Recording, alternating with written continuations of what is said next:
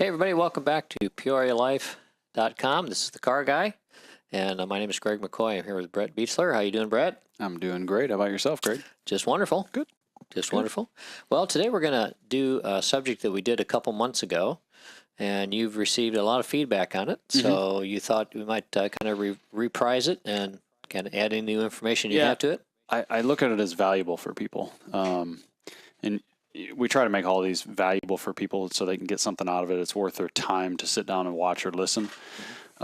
This is one that we've experienced, firsthand, the high maintenance costs on some of these vehicles. And I'll kind of explain to people a few of the cars, and we'll do a kind of a quick rundown through this. So the key to remember is we spend a pretty good chunk of money in our cars when we buy them, and when we maintain them. The numbers are showing that about 5% of your income is on purchasing a vehicle, 5% is maintain and repair it too. So it's a pretty significant amount of money that people are spending on cars. But there are cars out there that 5% is higher.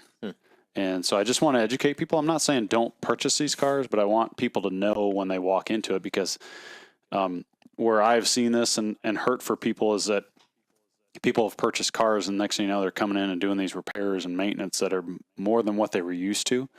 Because most people don't have a budget and say, okay, I allot this amount of money for a car to be maintained and repaired every year. So the next thing you know, they start feeling these $400 and $500 expenses come in, and they weren't quite used to it. So we get to the point where we're explaining to people that we knew this going into this car, that it was a higher maintenance cost. Maybe next time, come and see us and talk to us about this.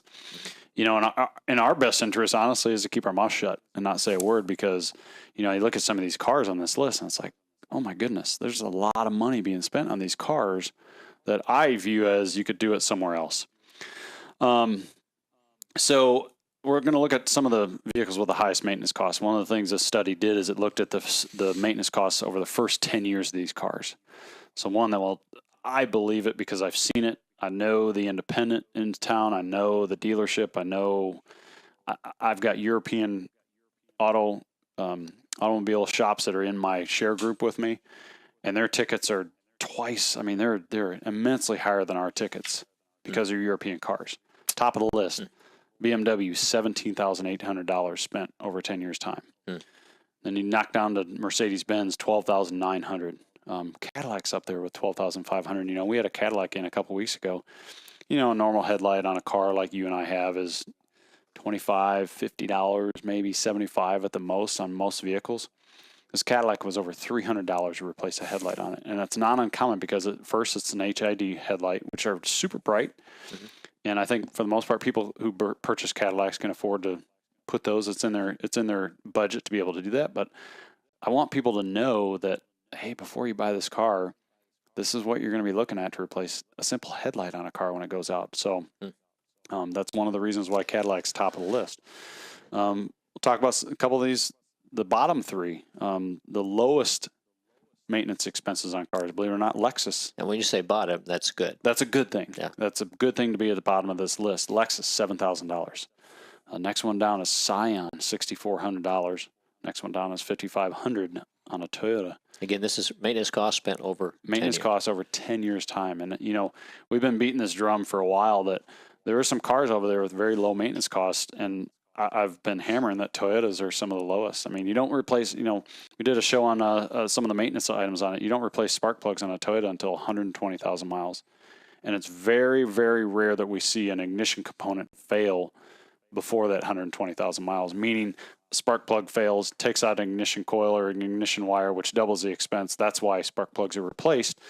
So very reliable vehicles. They came into our country back in the 70s, 60s, and they really did a number on the American cars, and they're still doing a fantastic job marketing themselves.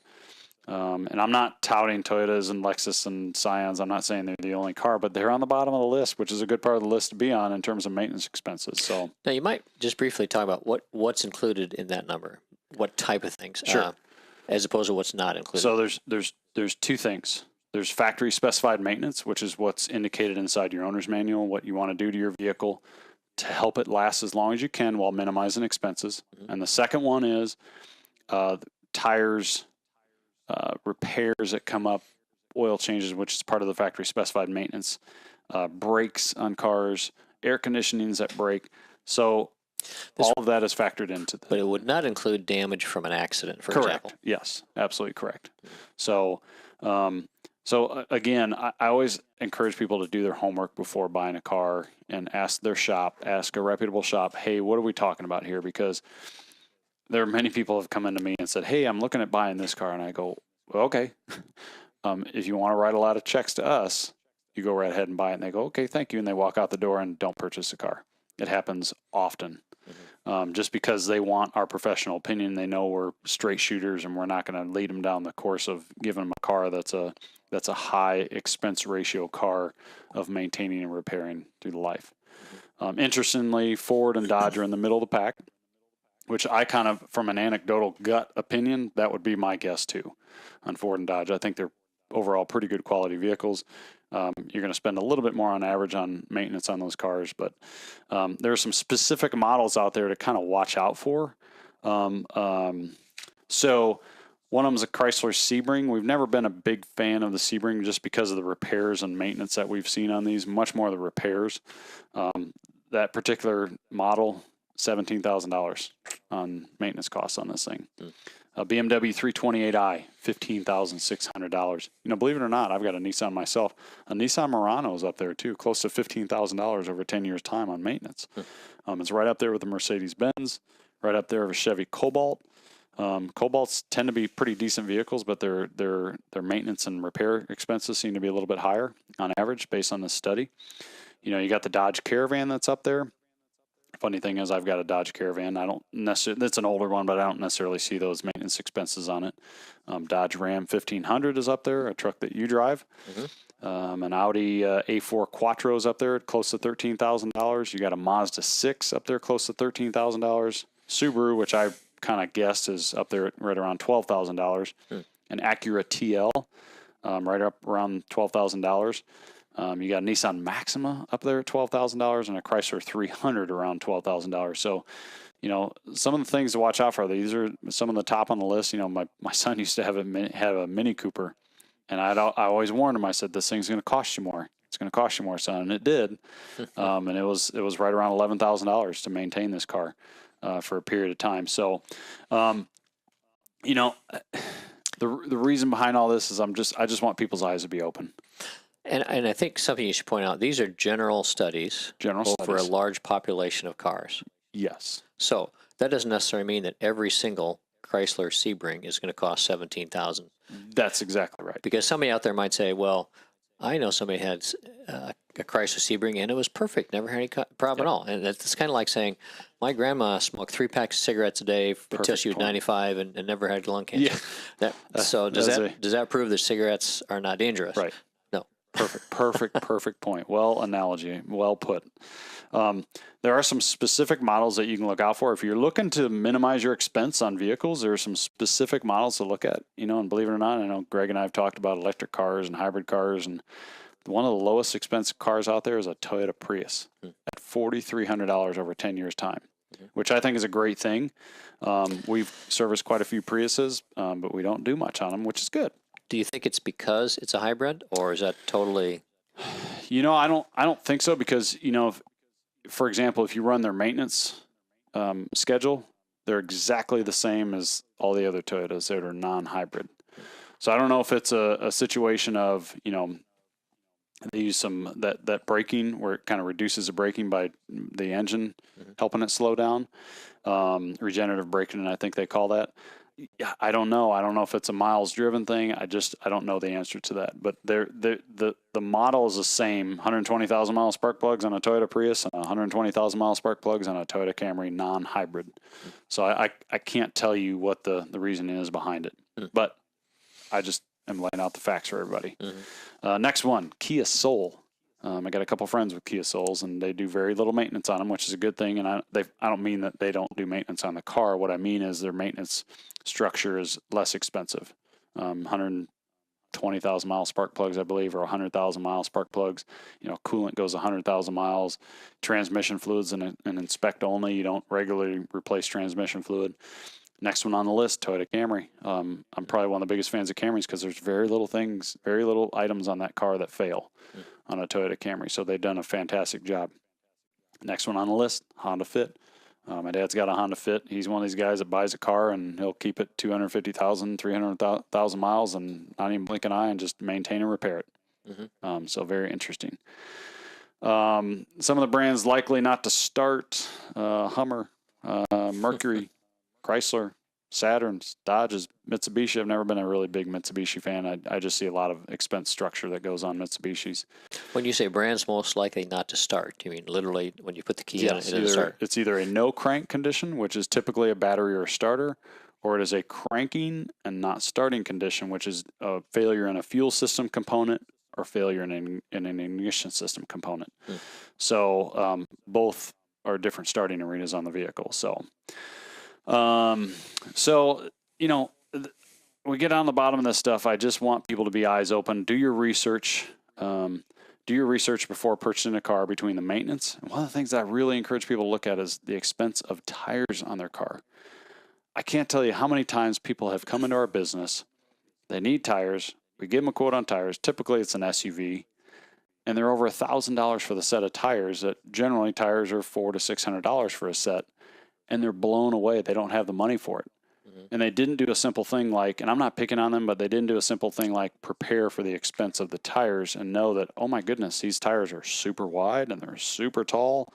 And common sense, you would think, would tell you that these are going to be more expensive tires, but some people make those emotional decisions. They don't want to know about that stuff when they buy the car, and that's all there is to it. So do you ever have people that buy a car based on, I want it to be blue, I want it to go fast? That's it. Absolutely. I can't tell you how many times I've seen it. And all you can do is teach and plant seeds, because I'm not that way doesn't mean somebody else shouldn't be that way. I disconnect myself emotionally from vehicles because I see expense structures come across my desk on a daily basis, and I go, oh, I don't think I'd ever own that car ever. No matter how cool it looks or how fast it goes, I don't think I'd ever own that car. So. So anyway, vehicle maintenance, much more than the average cost. Basically, you want to look at how well, before you buy a car, how well vehicles maintain, how often it is driven, where the vehicle is driven, and how hard it's driven. That's probably one of the most difficult factors to determine before you buy one of these cars is how hard that person drove it. And if they drove it hard, typically suspension components, steering components, don't last as long as somebody that drives a car, maybe like you, Greg. A little more conservatively, not aggressively. Cars like that are going to last longer. It's no different than our bodies. If we run our bodies super hard when we're young, something's going to give when we're older. But how do you know that? You don't. And that's part of the catch. You can find some indicators. You can find some indicators on cars when we do pre-purchase inspections. But generally speaking, it's very difficult to tell if a car has been ridden hard or not. I mean, it's one thing if it's your next door neighbor you're buying it from versus buying something off Craigslist from somebody in Chicago or something. Yes. You don't know. It's just a risk and a gamble you take going into it. That's why, one of the things we always encourage people to do is always do a pre-purchase inspection, whether it's with another reputable shop or us. It doesn't matter. Always have an ASE technician inspect that. And that inspection should include a road test on the vehicle, a city and highway road test, because there's going to be some abnormalities that can be picked up on a road test that you're not going to see on a hoist.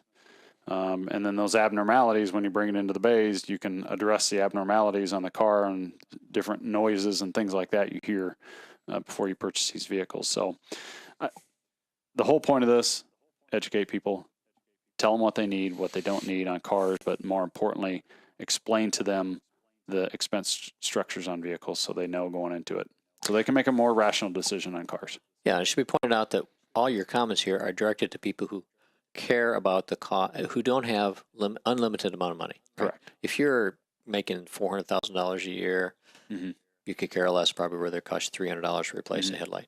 But if you're not making $400,000 a year, you're only making 30, 40, 50, whatever, and it matters to you, then you need to pay attention and do the research. Yeah, come in and ask us questions. I mean, we field these questions almost on a daily basis. People asking us questions about cars because people are not apprehensive about doing it. So, all right, great. Well, we've reached the end of another segment. So thanks again, everybody, for joining us on The Car Guy at PureAirLife.com. Once again, if you have questions, please feel free to go either to Facebook and go to PureAirLife.com, The Car Guy, or go to the website for Beachlers, or stop into Beachlers in person. So thanks again for joining us. See you next time.